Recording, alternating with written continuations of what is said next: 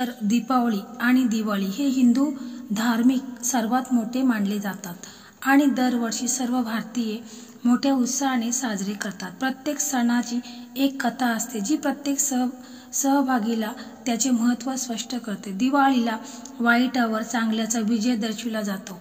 प्रकाशाचा सण अंधारावर प्रकाशाची वीज दर्शवितो। भारतात 5 दिवस चालणारा हा एकमेव असा सण आहे। दीपावलीच्या दिवशी समुद्र मंथनादरम्यान धनाची देवी महालक्ष्मी यांचा जन्म झाल्यामुळे या दिवसाचे महत्त्व वाढले आणि दीपावलीच्या दिवशी महालक्ष्मीची पूजा करण्याचे एक प्रमुख कारण आहे। तर पहा, दिवाळीला आपण आपल्या मुख्य दरवाजावर तोरण देखील लावत असतो। तोरण का लावतो तुम्हाला माहीत आहे का? नाही ना? चला तर मग जाणून घेऊया।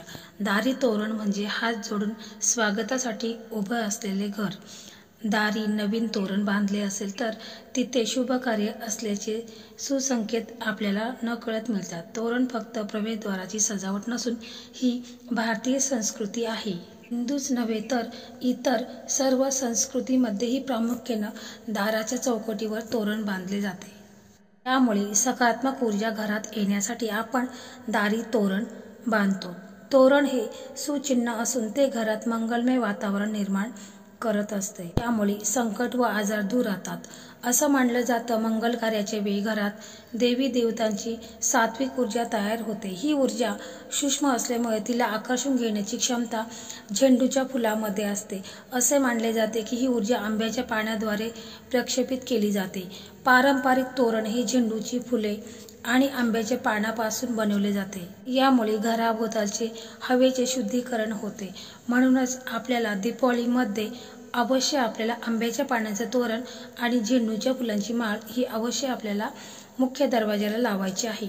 समजा जर तुमच्याकडे आंब्याची पानं नसतील तर तुम्ही अशोकाच्या पानांचं देखील तोरण बनवायचं आहे आणि जर अशोकाची पानं नसेल तर आंब्याच्या पानाचं तोरण लावायचं आहे। परंतु आंब्याच्या पानामध्ये तुम्हाला झेंडूचं एक फूल हेही त्याच्यामध्ये तुम्हाला लावायचं आहे। तर अशा प्रकारे आपल्याला मुख्य दरवाजा आपल्याला या दीपावलीमध्ये जेवढा तुम्ही चांगला सजवाल त्यातील तेवढी सकारात्मक ऊर्जा ही आपल्या घरामध्ये येईल।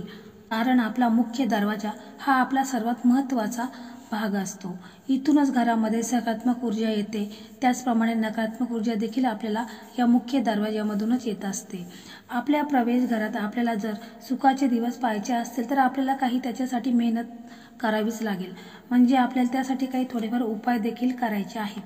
तर पहा, आपण या दीपावलीमध्ये आपला जो मुख्य दरवाजाचा उंबरा आहे तर त्या उंबऱ्याला हळदीचं लेपन देखील आपल्याला करायचं आहे। त्याच्या साईडला आपल्याला रांगोळी काढायची आहे आणि दोन्ही साईडला आपल्याला स्वस्तिक चिन्ह देखील काढायचे आहेत।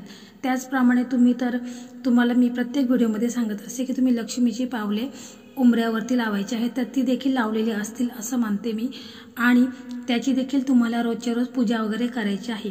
कारण आपण जो उंबरा आहे आपल्या घराचा मुख्य दरवाजाचा उंबरा आहे तर तो जेवढा आपण स्वच्छ ठेवू तेवढ्याच आपल्या घरामध्ये सकारात्मक ऊर्जा ही येत असते। त्याचप्रमाणे तुम्हाला जर जमत असेल तर तुम्ही रोज सकाळी तुम्ही पाण्यामध्ये थोडंसं दूध टाकून आपल्या उंबऱ्यावरती थोडंसं शिडकाव करायचं आहे। तर अशा प्रकारे हे छोटे छोटे उपाय देखील तुम्ही करून पहा, याचा तुम्हाला जास्तीत जास्त लाभ होईल। तर मित्रांनो, आता आपण पाहू की आपल्याला आपला जो मुख्य दरवाजा आहे तर त्या दरवाजावरती आपल्याला काय बांधायचं आहे। तर ही माहिती देखील मी तुम्हाला आता सांगणार आहे। त्यापूर्वी तुम्हाला सांगत आहे की जर तुम्ही मागच्या व्हिडिओमध्ये मी तुम्हाला सांगितलं होतं की आपल्या मुख्य दरवाजाला तुम्हाला गोरक्ष चिंच नावाचं जे फळ होतं ते मी तुम्हाला बांधायला सांगितलं होतं। जर तुम्हाला ते शक्य नसेल, तुम्हाला जर जमलं नसेल बांधायला, तर तुम्ही आता जो मी हा उपाय सांगणार आहे तो तुम्ही आवर्जून करा। जेवढे तुम्हाला मी गोरक्ष चिंच ज्याचे जेवढे तुम्हाला फायदे सांगितले तेवढेच फायदे ह्या उपायामध्ये देखील आहेत। जर तुम्हाला तो उपाय करायला जमला नसेल तर तुम्ही हा उपाय देखील करू शकता। तर पहा, आपल्याला हा उपाय म्हणजे हा दिवाळीमध्ये हा उपाय करायचा आहे। शुक्रवारी तुम्हाला हा उपाय करायचा आहे। तुम्हाला वाटलं तर तुम्ही कोणत्याही शुक्रवारी देखील हा उपाय तुम्ही करायचा आहे। तर पहा, यासाठी आपल्याला 5 कवड्या लागतील, पिवळ्या 5 कवड्या लागतील। जर तुमच्याकडे सफेद असतील तर तुम्ही त्यांना पिवळ्या देखील करू शकता। म्हणजे त्याला हळदीचं पाणी लावायचं आहे आणि ते पिवळ्या करायचे आहे। तर आपल्याला 5 कवड्या लागतील, 5 गोमती चक्र लागतील आणि 5 हळकुंड असतात ते हळकुंड आपल्याला घ्यायचे आहेत, थोडेफार तांदूळ घ्यायचे आहेत। तर अशा प्रकारे हे सगळं साहित्य घेतल्यानंतर आपल्याला त्याच्यासाठी एक पिवळा कापड लागणार आहे। तर म्हणजे छोटासा असा कॉटनचा तुम्हाला पिवळा कापड म्हणजे रुमाला इतका पाहिजे। कॉटनचा पिवळा रुमाल असेल तरी चालेल, तो घेतला तरी हरकत नाही। त्याच्यामध्ये आपल्याला या सगळ्या वस्तू ठेवायच्या आहेत, म्हणजे 5 कवड्या, 5 गोमती चक्र, 5 हळकुंड, थोडे तांदूळ। आणि हे आपल्याला माता लक्ष्मीची पूजा आपण ज्यावेळेस करू, धनत्रयोदशीच्या दिवशी म्हणजे धनतेरसच्या दिवशी आपण जेव्हा पूजा करू त्यावेळेस आपल्याला तिथे हे सगळं ठेवायचं आहे। मग तिथे आपण त्याला धूप दीप दाखवायचा आहे, त्याला हळद कुंकू अक्षता फुलं व्हायची आहेत आणि महालक्ष्मी मंत्र जो तुम्हाला कोणताही सोपा वाटेल, ओम महालक्ष्मी नमः असा जरी मंत्र तुम्ही 11 वेळा किंवा 21 वेळा म्हटलं तरी हरकत नाही आणि तो असा प्रभावी करून घ्यायचा आहे।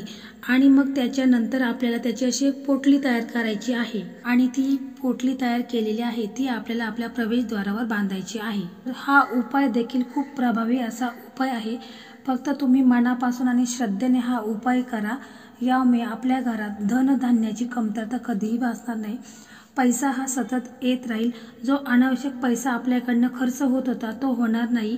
त्याचप्रमाणे जी काही लोकांची वाईट नजर आहे, वाईट शक्ती आहे, ते देखील आपल्या घरामध्ये प्रवेश करणार नाही, कारण ज्या कवड्या आहेत आणि गोमती चक्र आहेत ते महालक्ष्मीला खूप प्रिय आहेत। तर महालक्ष्मी सदैव आपल्या घरामध्ये वास करत राहील आणि जी काही आपली आर्थिक तंगी आहे ती देखील दूर होईल।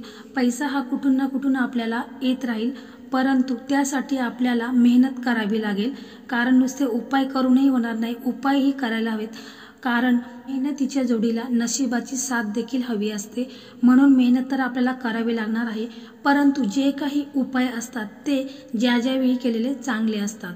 म्हणजे दिवाळीचे उपाय हे दिवाळीसाठी खास असतात, नवरात्रीचे उपाय नवरात्रीसाठी खास असतात। त्यामुळे ज्या वेळी जे उपाय असतात ते आपण करायला काही हरकत नाही, त्याला काही जास्त खर्च वगैरे येत नाही। म्हणून हे छोटे छोटे उपाय हे आपण अवश्य करायला हवे। यामुळे आपल्या फायदा तर होतोच, नुकसान होत नाही पण फायदा मात्र होतोच। मित्रांनो, अशा प्रकारे आजचा व्हिडिओ होता। तर व्हिडिओ तुम्हाला कसा वाटला कमेंटमध्ये श्री स्वामी समर्थ असे लिहा आणि तुम्ही चॅनलवरती नवीन असाल तर चॅनलला सबस्क्राईब करा। धन्यवाद।